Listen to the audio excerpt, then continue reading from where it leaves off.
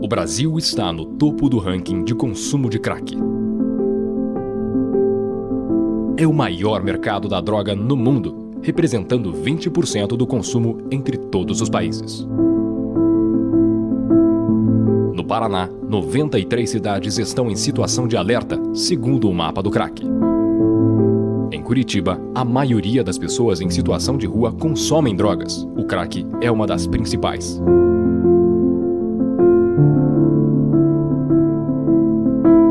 As cracolândias estão se espalhando rapidamente pelo país. Mas iniciativas com o objetivo de auxiliar os dependentes também estão surgindo. A Cristolândia é uma delas. Começou em São Paulo em 2009 sob a liderança da Junta de Missões Nacionais da Convenção Batista Brasileira e recentemente chegou ao Paraná. Em nosso estado, é uma iniciativa dos Batistas do Paraná, envolvendo a Primeira Igreja Batista de Curitiba, a Associação das Igrejas Batistas da Grande Curitiba, a Convenção Batista do Estado e a Junta de Missões Nacionais. A Cristolândia é um programa de prevenção, recuperação e assistência a dependentes químicos. É desenvolvido em 4 fases. Na primeira, as equipes da Cristolândia fazem a busca ativa nos locais de maior índice de usuários. A ideia é criar vínculos e oferecer a oportunidade de uma vida diferente. A segunda fase é a acolhida. A Cristolândia oferece alimentação saudável, higienização pessoal, roupas, guarda de pertences, avaliação multidisciplinar, suporte para acesso a documentos. Muitos voluntários estão sendo convocados para ajudar nesta etapa. A terceira fase é a integração do dependente ao Centro de Formação Cristã, uma chácara em Mandirituba, na Grande Curitiba. As atividades nesta etapa são assumidas pela Primeira Igreja Batista, que o auxilia na construção de seu plano terapêutico individual. São realizados análises psicológicas, cuidados com a saúde física e construção de novos projetos de vida. O dependente participa de capacitações e preparação para a reinserção no mercado de trabalho. O tempo de formação vai de 6 a 9 meses, dependendo de cada caso. Após 9 meses, a pessoa que precisa de auxílio para sua reinserção social segue para a República, a 4ª fase. Uma moradia com equipe para acompanhamento psicossocial e encaminhamento para outros serviços, programas e benefícios da rede socioassistencial e das demais políticas públicas. O prazo para a permanência na República é de até 12 meses. Ao final do processo, com a graça de Deus, temos pessoas transformadas. Ex-dependentes químicos com novos projetos de vida e que aceitaram Jesus como único e suficiente Salvador. Em paralelo ao cuidado com quem já está escravizado nas drogas, a Cristolândia Paraná vai trabalhar fortemente na prevenção. Nosso time atuará inicialmente em 30 locais estratégicos da cidade, em parceria com igrejas batistas e evangélicas. A ideia é cuidar das crianças, adolescentes e jovens, no propósito de que façam escolhas saudáveis para a sua vida. Pessoas que vão, junto conosco, fazer da Cristolândia sinônimo de recomeço. Escolhas acertadas, sempre por meio da palavra de Jesus Cristo.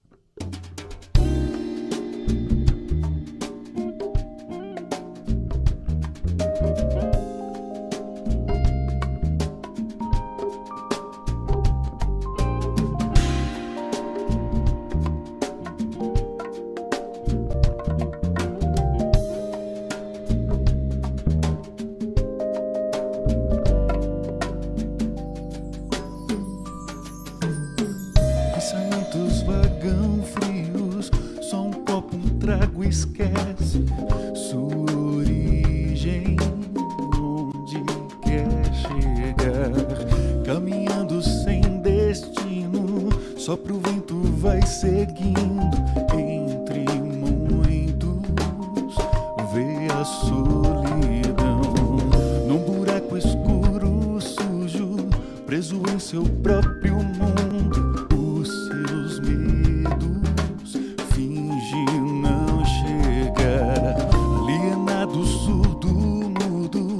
O silêncio se confunde com momentos de aparente paz. Será que isso é só história e mais nada?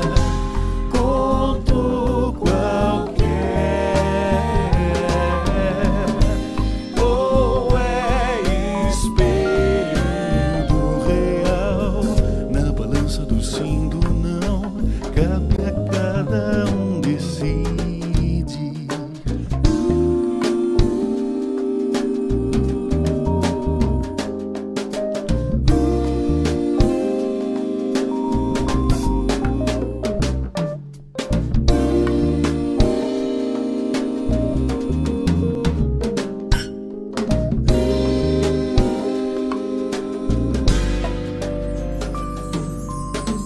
Pensamentos seguem vivos, na verdade coerente. Sabe a origem, onde quer chegar. Caminhando sem destino, vai passando o vento ouvindo. Em seu mundo, sente a proteção. Claridade permanente, sol que abre horizontes. Há um refúgio que abraça a dor. Ouve o grito da verdade, vê concreta a resposta. Em seus ombros pousa a plena paz. Será que isso é só história e mais nada? Conto qualquer, ou é espelho do real? Na balança do sim, do não, cabe a cada um decidir. Pra que correr atrás do vento, se Jesus Cristo a luz, o alento? Por amor do osso, a vida, pra trazer a salvação. Jesus Cristo a verdade, o amanhã a eternidade. É a quebra da balança, a resposta do sim, do não. Pra que correr atrás do vento, se Jesus Cristo a luz, o alento? Por amor do osso, a vida, pra trazer a salvação. Jesus Cristo a verdade, o amanhã a eternidade. É a quebra da balança, a resposta do sim, do não. Do sim, do não. Do sim, do não.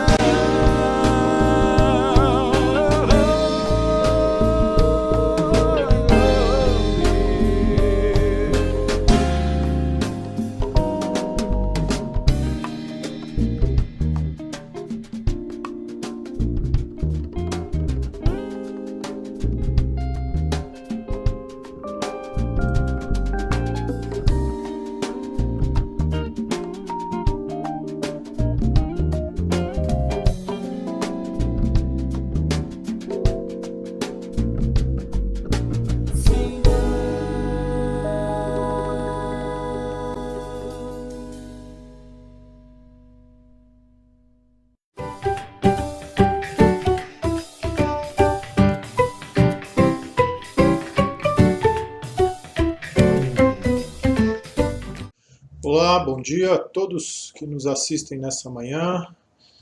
Eu os cumprimento com a graça e a paz do Senhor Jesus. Nessa manhã de domingo, eu quero ler contigo no livro dos Salmos, capítulo 54, verso 6. Oferecer-te-ei voluntariamente sacrifícios. Louvarei o teu nome, ó Senhor, porque é bom. Oferecer-te-ei voluntariamente sacrifícios. Louvarei o teu nome, ó Senhor, porque é bom. O que nós oferecemos, o que nós dedicamos a Deus, nada mais é do que expressão de gratidão porque a bondade e a misericórdia do Senhor nos alcançam todos os dias da nossa vida. Vamos orar, fecha os teus olhos. Bondoso Deus, é manhã de domingo, nos reunimos em teu nome para oferecer-te louvores, honras e glórias, porque o Senhor é Deus, porque o Senhor é Pai misericordioso, é Pai bondoso, nos alcança de forma riquíssima com o teu amor, principalmente na pessoa de Jesus Cristo, o nosso Senhor, o nosso Salvador. Que o que fizermos aqui, ó Deus, nessa manhã, glorifique o teu nome e seja algo que transforme os nossos corações, que nos faça crescer, a fim de que, no decorrer dos dias da semana, Pai, pelos conteúdos da Tua Palavra, pelo fortalecimento que o ajuntamento solene nos proporciona, nós, nas nossas atitudes, Pai, glorifiquemos o Teu nome. Abençoa a nossa manhã, assim. Te pedimos, ó Deus, pelas famílias enlutadas, que o Senhor continue os alcançando com o teu consolo e com a esperança que temos em Cristo. Cuida, Deus, dos adoentados e dos corações apreensivos, ó Deus, que enfrentam, Pai, os desafios da enfermidade.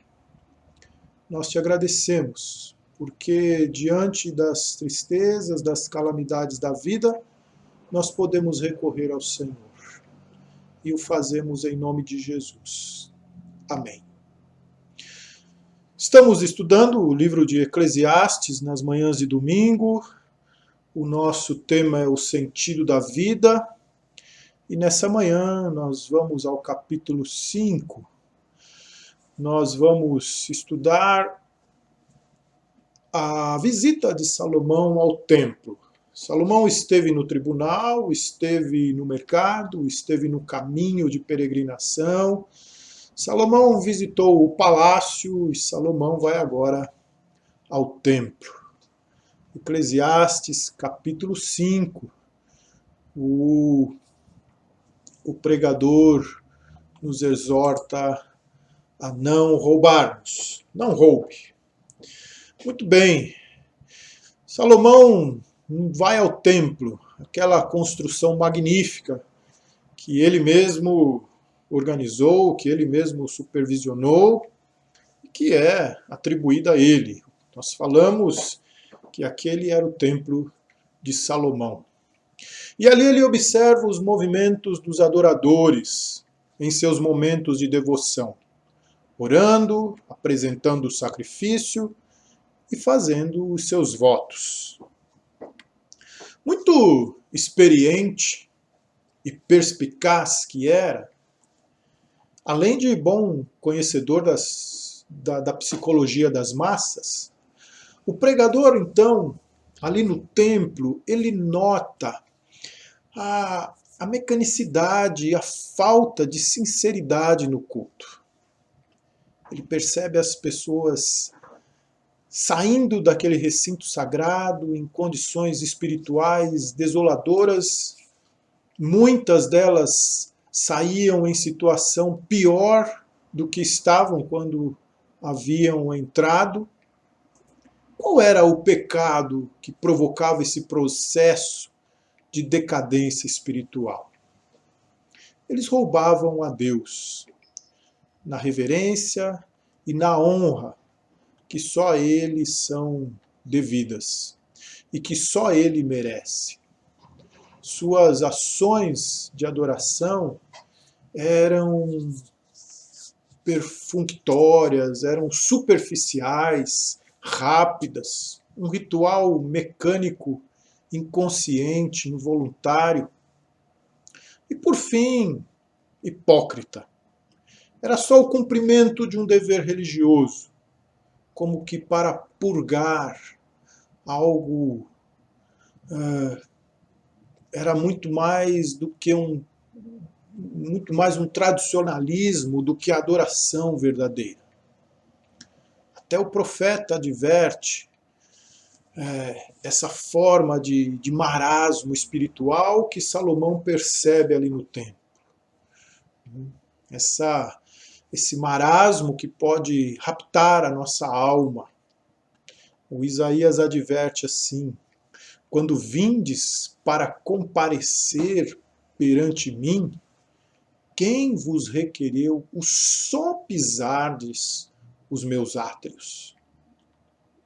Embora a presença de Deus não se limite aos nossos templos, e o tempo presente bem atesta isso, nós estamos afastados do templo, ainda assim é importante em nossos dias atentarmos para o cuidado, para esse cuidado.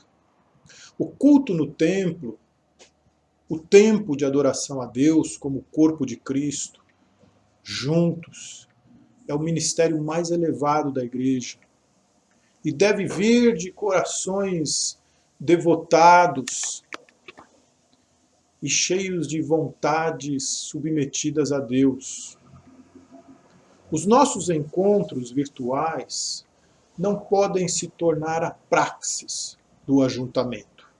Esses encontros provisórios, eles se configuram um sacrifício temporal, como a participação da igreja no combate a um mal que se alastrou entre nós com o objetivo de poupar vidas. Outros segmentos da sociedade, como educação, algumas atividades profissionais e econômicas, podem até entender que as atividades que eram presenciais e agora são virtuais podem se tornar assim regularmente, mas não a igreja. Exatamente por esse caráter do ajuntamento, sua solenidade, sua sublimidade, como ministério de adoração e comunhão da Igreja de Jesus. Mas voltando ao que Salomão observou, o povo de Deus, envolvido no culto público, desprovido de sinceridade e entrega,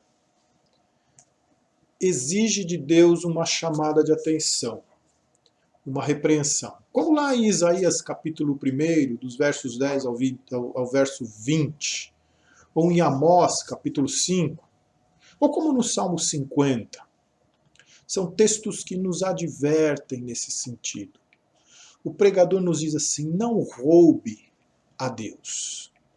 Eu quero ler para você nessa manhã Eclesiastes capítulo 5, versos de 1 a 7.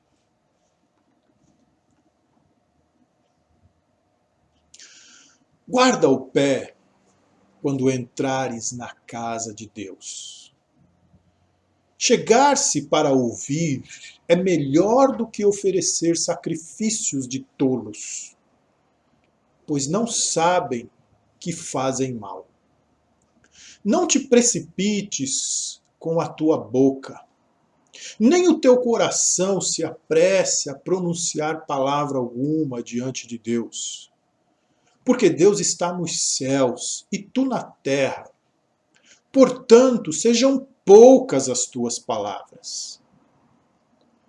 Porque dos muitos trabalhos vêm os sonhos, e do muito falar, palavras nécias. Quando a Deus fizeres algum voto, não tardes em cumpri-lo, porque não se agrada de tolos. Cumpre o voto que fazes. Melhor é que não votes do que votes e não cumpras. Não consintas que a tua boca te faça culpado, nem digas diante do mensageiro de Deus que foi inadvertência. Por que razão se iraria Deus por causa da tua palavra, a ponto de destruir as obras das tuas mãos? Porque como na multidão dos sonhos, a vaidade, assim também nas muitas palavras. Tu, porém, teme a Deus. Não roube a Deus quando você oferecer os seus sacrifícios. Salomão toca em vários aspectos do culto. O primeiro deles é o ato sacrificial. Claro que hoje em dia não oferecemos mais sacrifícios de animais, como acontecia no Antigo Testamento. Jesus satisfez essa exigência na sua morte sacrificial, na sua morte de cruz, quando ele foi para a cruz como cordeiro pascal. Então, isso foi cumprido, ele satisfez essa exigência. Para que haja remissão de pecados, é preciso que haja derramamento de sangue. E isso Jesus cumpriu. Hebreus 10, de 1 a 14, deixa bem claro. Mas como sacerdotes que somos, nós exercemos o sacerdócio universal de todos os crentes, nós oferecemos sacrifícios espirituais através de Jesus. Primeiramente, nós nos oferecemos no nosso corpo. Paulo diz, rogo-vos, irmãos, pelas misericórdias de Deus, que apresenteis o vosso corpo por sacrifício vivo, santo e agradável a Deus, que é o vosso culto racional. Então, nós negamos muita coisa do nosso corpo, nós somos mordomos do nosso corpo, nós cuidamos do nosso corpo para exercermos o nosso ministério. Então nós oferecemos o nosso corpo como sacrifício agradável a Deus. Nós oferecemos as pessoas que nós trazemos para a fé, que nós conquistamos para Jesus Cristo. Paulo diz assim, para que eu seja ministro de Cristo. Jesus entre os gentios no sagrado encargo, no sagrado sacrifício de anunciar o Evangelho de Deus, de modo que a oferta deles seja aceitável uma vez santificada pelo Espírito. Então apresentamos também o nosso trabalho ministerial como sacrifício a Deus. Sacrifícios nesse momento da nossa história, nesse tempo de graça, não representam pagamentos pelo pecado, não. São expressões de gratidão a Deus. São os meios pelos quais nós participamos do que Deus está fazendo. Nós oferecemos também à causa de Deus os nossos recursos financeiros. Paulo diz assim aos Filipenses, eu recebi tudo e tenho abundância, estou suprido desde que Epafrodito me passou as mãos, o que me veio da vossa parte, como aroma suave, como sacrifício aceitável e aprazível a Deus. Também nós oferecemos como sacrifícios, ou como sacrifício, louvor e generosidade. Por meio de Jesus, pois, ofereçamos a Deus sempre sacrifício de louvor, que é o fruto de lábios que confessam o seu nome. Não negligencieis igualmente a prática do bem e a mútua cooperação, pois com tais sacrifícios Deus se compraz. Há um prazer em Deus quando nós somos transformados pelo seu Espírito e harmonizamos o nosso sacrifício, o nosso louvor, a nossa adoração com a nossa generosidade, com a prática do bem, com a mútua cooperação. Existe uma harmonia, uma coerência entre louvor e generosidade, entre cooperação. A nossa disposição de cooperar com missões, por exemplo, a nossa disposição de cooperar com os nossos dízimos, com as nossas ofertas, a nossa disposição de cooperar com mantimentos para as pessoas que estão precisando, a nossa disposição de cooperar com entidades missionárias que trabalham nas diversas áreas necessárias em termos sociais, em termos de cuidado das pessoas. Esta semana nós recebemos uma carta do pastor Isaías Quirino agradecendo os nossos dízimos e as nossas ofertas, que são enviadas em uma porcentagem para a nossa convenção. É o chamado plano cooperativo, que são 10% daquilo que nós arrecadamos aqui na igreja, em dízimos e ofertas, que são encaminhados para a nossa convenção. E essas ofertas, então, são utilizadas para a manutenção da convenção e também para o trabalho social, o trabalho missionário. Deus se alegra disso, Deus tem prazer nessas nossas atitudes.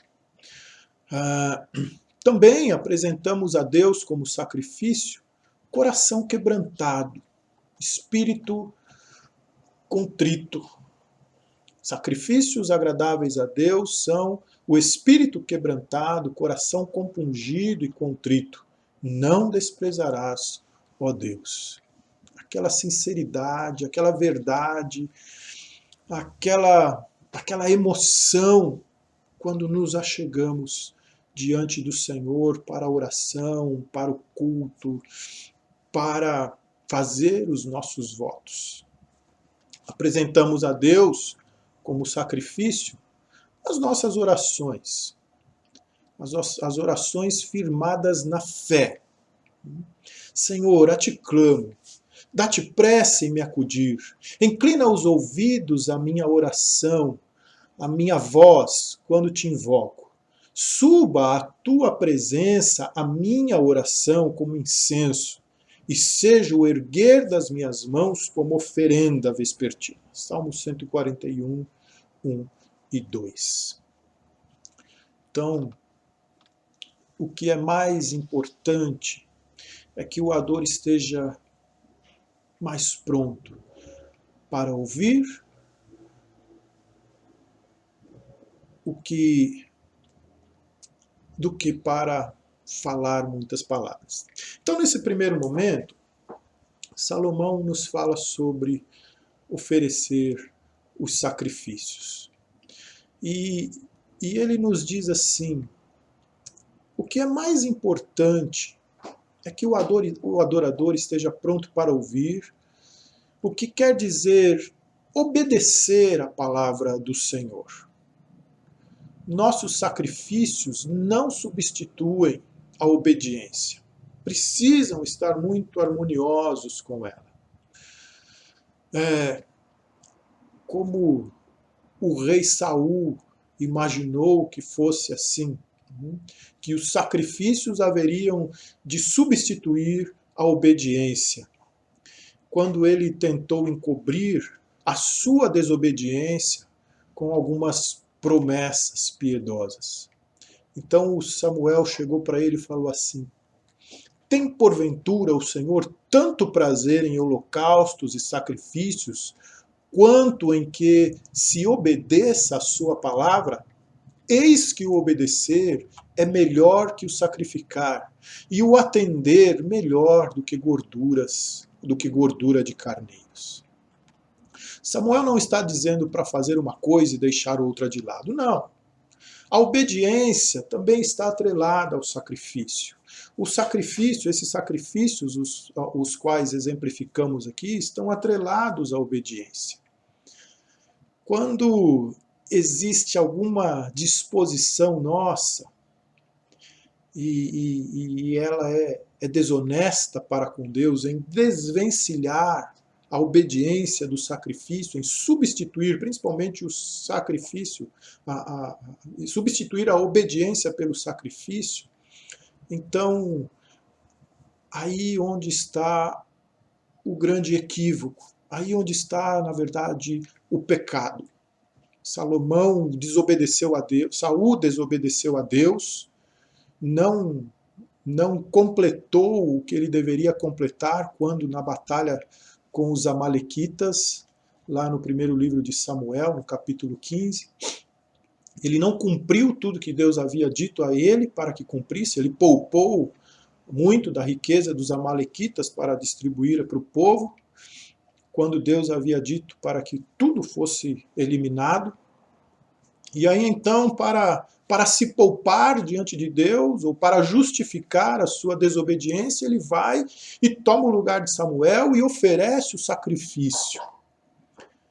Então Samuel vem e diz essas palavras para ele: Saul, por acaso o holocausto e sacrifício, desprovido de obediência, tem algum valor para Deus?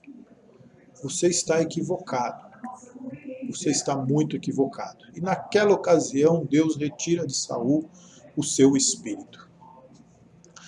Então, tal atitude, né, o oferecimento de sacrifício desprovido de obediência, se torna sacrifício de tolo. Somente um tolo acha que pode enganar a Deus, que pode convencer a Deus com sua lógica de esperteza. O tolo imagina que está fazendo o que é bom, mas está fazendo o que é mal, e Deus sabe muito bem disso. Atitudes assim sempre são provenientes de um espírito orgulhoso, de um espírito presunçoso, de um espírito egoísta, que entende que até Deus orbita em torno de suas vontades, de seus caprichos, de seu merecimento. Não roube a Deus quando apresentar os seus sacrifícios. Salomão também nos diz, não roube a Deus em suas orações. Então, ele emite um alerta com relação às orações descuidadas. Nos versos 2 e 3, ele diz assim para nós: não te precipites com a tua boca, nem o teu coração se apresse a pronunciar palavra alguma diante de Deus, porque Deus está nos céus e tu na terra. Portanto, sejam poucas as tuas palavras. Porque dos muitos trabalhos vêm os sonhos, e do muito falar, palavras estúpidas, palavras nécias, palavras desprovidas de sabedoria. Oração é coisa séria. Quando em oração, nos dirigimos ao Deus Todo-Poderoso. É importante que você seja cuidadoso com as palavras. Não falo aqui sobre vocabulário rebuscado, rico. Falo sobre conteúdo e coerência. É importante tremer e temer em termos de oração. Quando orar, procure coerência entre o que é a oração e o conteúdo de sua conversa com Deus. Como Salomão nos diz, não seja apressado nas palavras e nem exagerado nelas. O segredo de uma oração aceita por Deus é um coração preparado. Porque a boca fala do que o coração está cheio. Jesus pega pesado com seu público no texto em Mateus. Ele diz assim: raça de víboras, como podeis falar coisas boas sendo maus? Porque a boca fala do que está cheio o coração. O homem bom tira do tesouro bom coisas boas, mas o homem mau do mau tesouro tira coisas más. Digo-vos que de toda palavra frívola que proferirem os homens, dela darão conta no dia do juízo. Porque pelas tuas palavras serás justificado, e pelas tuas palavras serás condenado. Mateus, capítulo 12, de 34 a 37. Se orarmos, ou se oramos só para impressionar as pessoas, então nós não alcançamos a Deus. A nossa oração não chega. O autor de O Peregrino escreveu assim: na oração é melhor ter um coração sem palavras do que muitas palavras sem coração. Palavras de John Bunyan, Peregrino, em seu livro O Peregrino. O versículo 3 do texto que lemos nos apresenta uma analogia interessante. Como muitos sonhos, porque dos muitos trabalhos vêm os sonhos, e do muito falar, palavras nécias. Mas como muitos sonhos mostram que a pessoa é um trabalhador esforçado, muitas palavras mostram que quem ora é um tolo. Tens visto um homem precipitado nas palavras? Maior esperança há para o insensato do que para ele. Provérbios 29 e 20. A expressão muitas palavras quer dizer insistir com Deus em pedidos insensatos, em repetições vãs, sem que o coração esteja engajado, sem que haja coerência com o reino de Deus, sem que haja coerência com a dinâmica do reino de Deus, sem que haja coerência com a lógica do reino de Deus, sem que haja coerência com a missão da igreja, sem que haja coerência com o teu ministério pessoal, sem que haja, de fato, sinceridade, verdade. Muitas palavras quer dizer a oração mecânica, ou com intenções escusas. Jesus disse que o fariseu orou em público e se gabou de ser um cumpridor da lei por não se parecer com o publicano. Ele orou de forma presunçosa, de forma orgulhosa. Isso não cabe no reino de Deus, isso não cabe na lógica da mensagem de Cristo. Então ele orou para as pessoas que estavam na praça. E eles, os que estavam na praça, o aplaudiram. Ele então teve o seu ganho da fonte, proveniente da fonte para a qual ele apelou. É dela que veio a sua recompensa, ou seja, os aplausos. Algumas orações não apelam para Deus, não são coerentes com a mente e o coração de Deus, mas apelam ao orgulho, à presunção, ao egoísmo, aos caprichos. Então é dali que se terá a resposta. Como o fariseu, ele apelou para o seu orgulho, ele teve aplausos. Então, ter o coração preparado é estar pronto para falar com Deus com a alma desnuda, com sinceridade, com verdade, com emoção, com alegria, com tristeza, com pesar.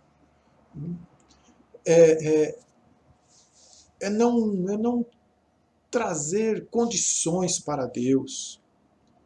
É saber que não se pode, na oração, falar coisas para Deus que não serão cumpridas. Ter o coração preparado é estar diante de Deus contristado e com o espírito quebrantado. Qualidades que ele jamais despreza. Aqui cabe novamente o Salmo 51:17. Sacrifícios agradáveis a Deus são o espírito quebrantado, coração compungido e contrito não desprezarás, ó Deus. Não roube a Deus quando você se pôr em oração. Não roube a Deus quando você fizer os seus votos. É um outro item para o qual Salomão nos chama a atenção quando da sua visita ao templo. Do versículo 4 ao versículo 7, nós lemos assim: quando fizeres algum voto, não tardes em cumpri-lo, porque não se agrada de tolos. Cumpre o voto que fazes. Melhor é que não votes, do que votes e não cumpras. Não consintas que a tua boca te faça culpado, nem digas diante do mensageiro de Deus que foi inadvertência. Por que razão se iraria Deus por causa da tua palavra, a ponto de destruir as obras das tuas mãos? Porque como na multidão dos sonhos há vaidade, assim também nas muitas palavras. Tu, porém, teme a Deus. Você não precisa fazer votos a Deus para ser aceito por Ele. Contudo, existe a oportunidade para expressarmos devoção, para você expressar a sua devoção, caso entenda que isso vai fortalecer a sua fé. Então, quando um homem fizer votos ao Senhor, ou juramento, para obrigar-se a alguma abstinência, não violará a sua palavra, segundo tudo que prometeu, o fará. O voto é uma promessa, é um compromisso, é uma palavra empenhada. Precisa ser cumprido. Diz lá em Deuteronômio assim: o que proferiram os teus lábios, isso guardarás e o farás, porque votaste livremente ao Senhor, teu Deus, o que falaste com a tua boca. Votaste livremente. Votaste livremente. Você não precisa fazer votos. Mas se o fizer, então cumpra. O pregador nos chama atenção para 2 pecados aqui. O primeiro é fazer voto sem intenção de cumpri-lo. Em outras palavras, mentir deliberadamente para Deus. É o voto do tolo. O segundo é fazer o voto e ficar procrastinando em cumpri-lo, esperando que um dia possa se livrar dele e dizer para Deus: por favor, Deus, esqueça o meu voto. Afinal, já passou tanto tempo e, além disso, tudo não passou de um erro, de um equívoco. Deus ouve o que dizemos. Ele conhece os nossos votos e espera que os cumpramos. Eles se tornam uma questão de palavra, de verdade, de confiança, uma questão de hombridade. A menos que sejam tolos demais, então Deus os descarta. Ou se porventura alguma dificuldade ou alguma providência impedir, certamente Deus há de compreender e relevar. O texto de Números que lemos anteriormente a esse, Números 30, versículo 2, na sequência ele fala da mulher que faz voto, mas o pai não aprova, então ela está livre do seu voto. Da esposa que vota, mas o marido não aprova, então ela está livre. Naquele momento era assim que as coisas aconteciam. Então, ali tem um princípio. Se você faz um voto a Deus e algo maior do que você impede de você cumprir esse voto, Deus vai compreender, Deus vai revelar. Existe esse princípio ali. Mas se os seus votos são para impressionar os outros ou para barganhar com Deus, como por exemplo, se eu receber tal bênção, tal graça, então eu vou ofertar tanto.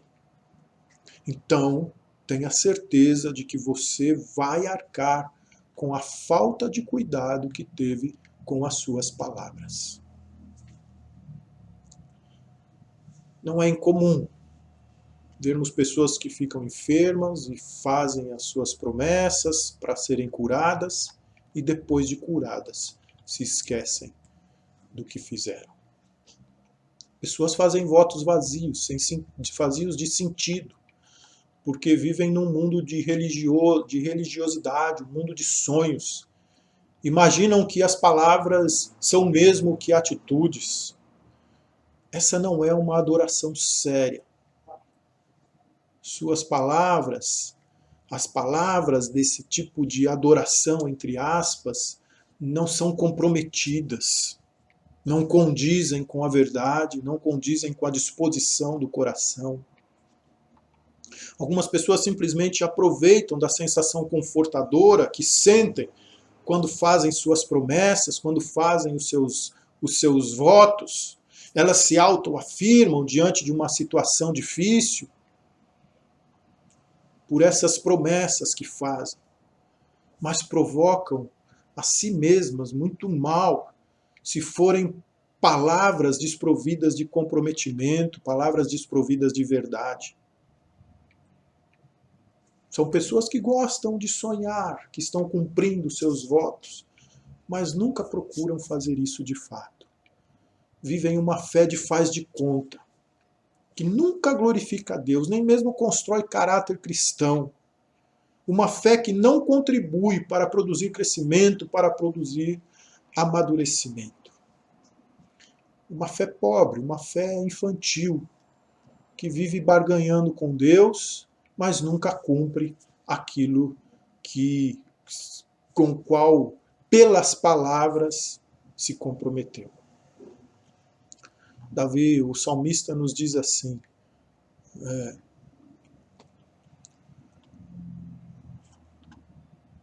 esse é o Deuteronômio, ele nos diz assim: entrarei na tua casa com holocaustos, pagar-te-ei os meus votos, que proferiram os meus lábios, e que no dia da angústia prometeu a minha boca. Tenha muito cuidado e preste muito atenção naquilo que você falar no dia da angústia. Não permita que emoções façam com que saiam dos teus lábios palavras, compromissos que você não poderá cumprir, que você não tem disposição de cumprir, que você não tem maturidade espiritual para cumprir. Quando roubamos a Deus na adoração, na honra devida a Ele, roubamos a nós mesmos. Nos privamos de bênçãos espirituais que Ele dispõe àqueles que o adoram em espírito e em verdade, e não com sacrifícios, orações e votos de tolos. Não roube a Deus quando apresentar os seus sacrifícios, não roube a Deus quando estiver em seu momento de oração, não roube a Deus quando fizer os seus votos. Finalizamos assim a nossa reflexão desta manhã, dessa primeira parte do capítulo 5 do livro de Eclesiastes. Amém? Deus abençoe a tua mente, o teu coração, e que Deus faça com que essa palavra tenha efeito na tua vida ou na vida daqueles para quem você anuncia, para quem você prega, daqueles para quem você aconselha, daqueles que confiam em você como discipulador, como alguém que conhece a palavra de Deus. Logo mais às 19 horas, em nosso culto, nós vamos celebrar a ceia do Senhor. Se você já se sente seguro, não deixe de estar conosco, presencialmente, aqui na comunhão, no ajuntamento, mas se prefere se resguardar por mais tempo, nos acompanhe lá no nosso canal do YouTube, tudo será transmitido ao vivo para você nessa noite, às 19 horas. Um domingo muito abençoado, que Deus esteja muito presente nesse dia na tua vida. Um grande abraço e até logo mais.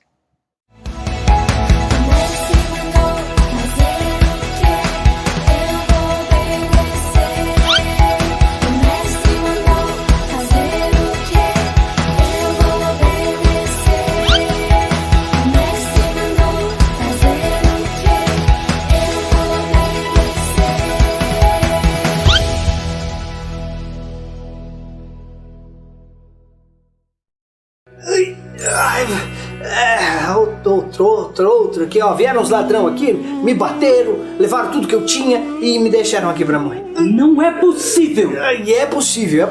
Aliás, é melhor você ir embora porque aqui tá muito perigoso. Ir embora? Mas eu vou te deixar aqui assim? Não, assim não vai dar, você tem razão. Mas é claro que é melhor você fechar os meus olhos e me cobrir, porque não dá pra deixar um cadáver exposto assim por aí. Ai! Nada disso, eu não vou fazer nada disso. Não é só porque você tá ferido, machucado no chão que você precisa ficar assim, desse jeito. Você tá vivo. Eu tô vivo? É claro que você tá vivo. Você sente? Ai, eu tô vivo, rapaz. Ai, gente, eu tô vivo. Ai, então vem cá, eu tô vivo. Que eu vou te ajudar a levantar. Deus, eu tô vivo. Ai, socorro, pelo amor de Deus. Ai, meu ciático, ai, socorro. Ai, gente. Olha, passou um monte de gente aqui falando que eu tava morto o dia inteiro. Eu falei que eu tava vivo. Mas aí eu fiquei quase convencido de que eu tava morto, viu? Amigo, não se preocupa com isso. Eu vou dar um jeito. Ai, obrigado. Vem cá, põe a mão aqui. Ai, meu Deus.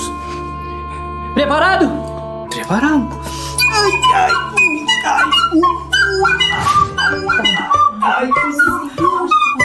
Só comigo, vídeo de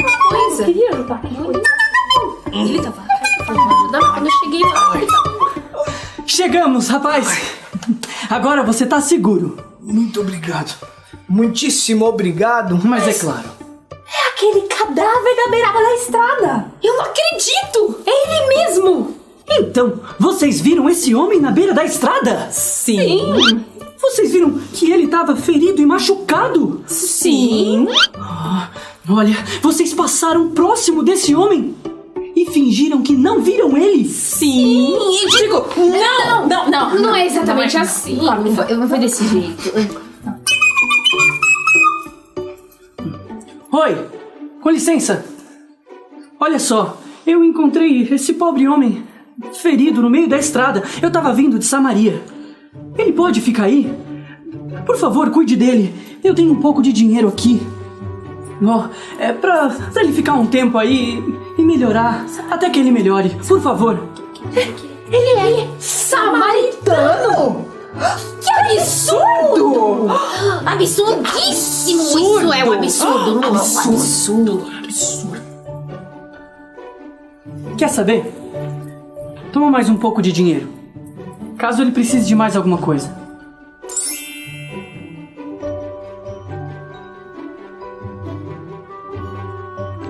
E esse, gente, é o final dessa história. No fim das contas, a pessoa mais improvável foi quem decidiu estar próxima a mim e cuidar de tudo sem pedir nada em troca. Obrigado, viu, querido? Ai. Eita. Acho que eu preciso de um banho.